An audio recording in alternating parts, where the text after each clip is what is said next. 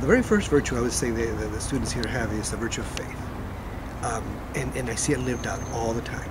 Not only in the devotional life and the liturgical life of the students when we have Mass and other devotions here at the parish or at the school, but also in their homes and also in their own home parishes. Sometimes parents in the interview process ask me, well, how Catholic are you? And I say, we're really, really Catholic. And by that I mean the faith formation is emphasized.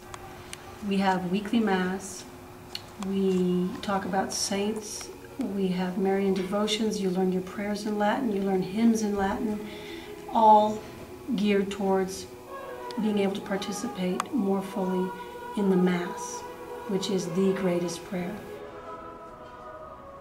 St. Monica is a great example of faith through their practice of piety. The whole school begins the day with prayers in Latin at morning assembly. Every class begins with a prayer. Benediction, the Rosary, Mass once a week, confession. These are common things you'll find at St. Monica. We want to, in all these ways, give our students not only formation in the faith, but a culture of faith. There's the indefinable quality called culture. And every institution, and particularly every educational institution, creates a unique culture. And that culture has a lot to do with the people who come here. And for many, many folks, it is the existence of authority Catholic culture. Even though children of all faiths and walks of life are welcome here, it is, at the end of the day, a Catholic institution with a Catholic emphasis. There is a quality about the students. There's a quality about the school as a whole. Not every individual student is an individual, but when you go there, it has an extremely, it has a certain aura about it. Aura, that's actually a term Soli once told me. He said, "Dad, the school has an aura," he said. I think the aura, quoting another new student, this aura at St. Monica Academy comes from the fact that everyone here believes that faith formation is the most important thing.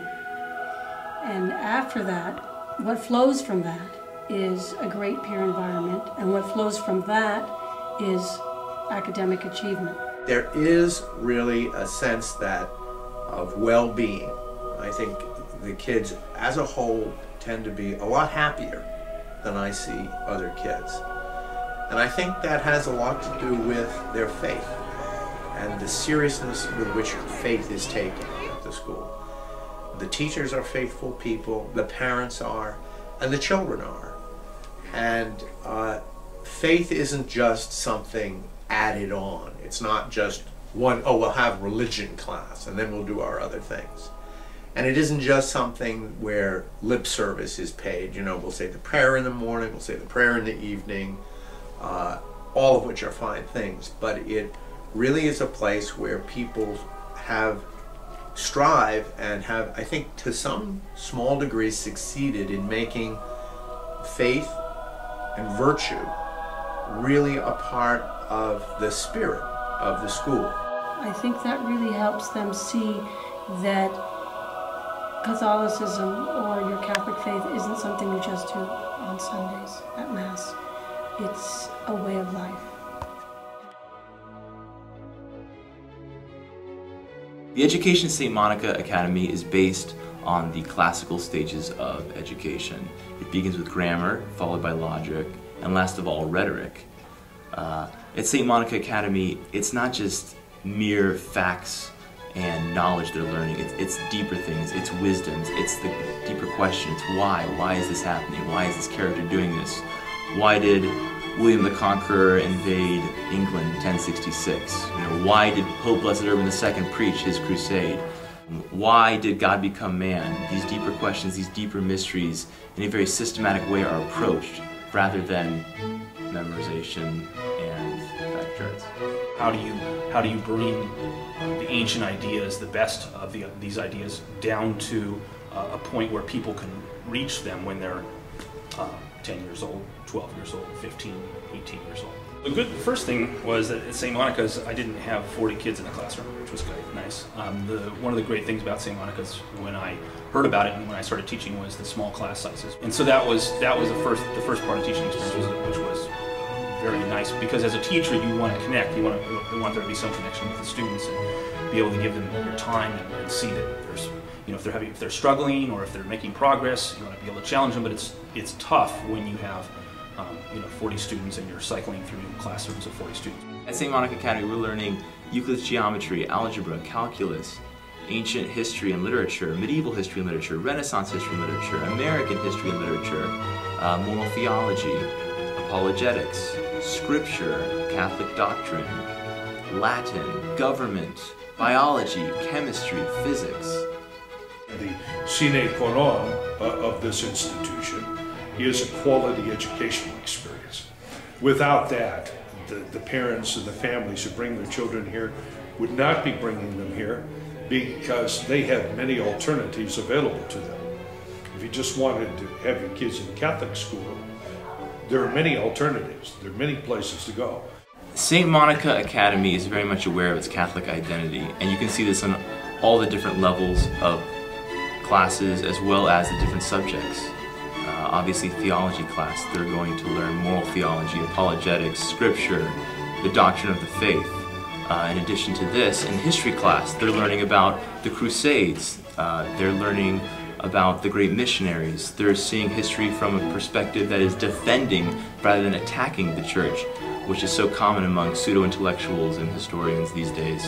Latin class, they are translating Latin prayers and hymns, memorizing them for recitation.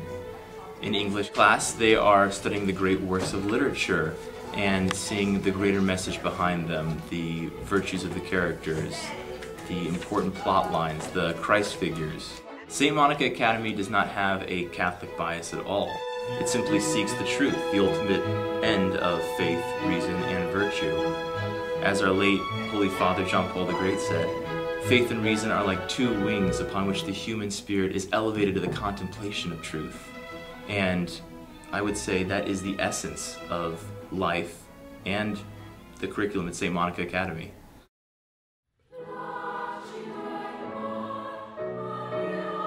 Since coming, the biggest change I see in Soli is that he's happy.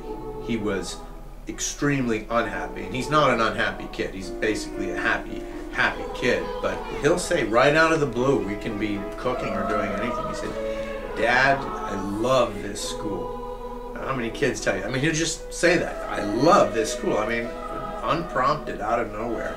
You visit the campus and you observe, I'm not saying one child, you observe all the children. They are happy. They are happy to be with each other, and they are very charitable, generous. They are good friends to each other. They try to help each other. They are gentle to each other. What I like the most about St. Monica students, I would say, is their virtue and their joy. So often it seems that there's this false idea that those who try and be religious and live a virtuous life are very unhappy or miserable. St. Teresa of Avila said, "Lord, save me from long-faced, sour-faced saints." And at St. Monica Academy, the students are incredibly joyful, incredibly happy, and really make the virtuous life and the life of piety seem very appealing. Obviously, we would like to foster all of the virtues, but I think the basic habit that we really want to inculcate, have the students practice, is selflessness. And that may seem like a broad thing, but it actually goes across everything an average student would do in a school.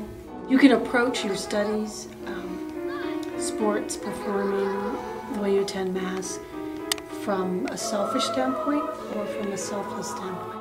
I think the fact that they have that foundation of faith and of virtue makes them a lot more secure and happy. And that's what I see. I see a kind of glow in the kids. I see smiles. I see a Christian spirit that is part of life.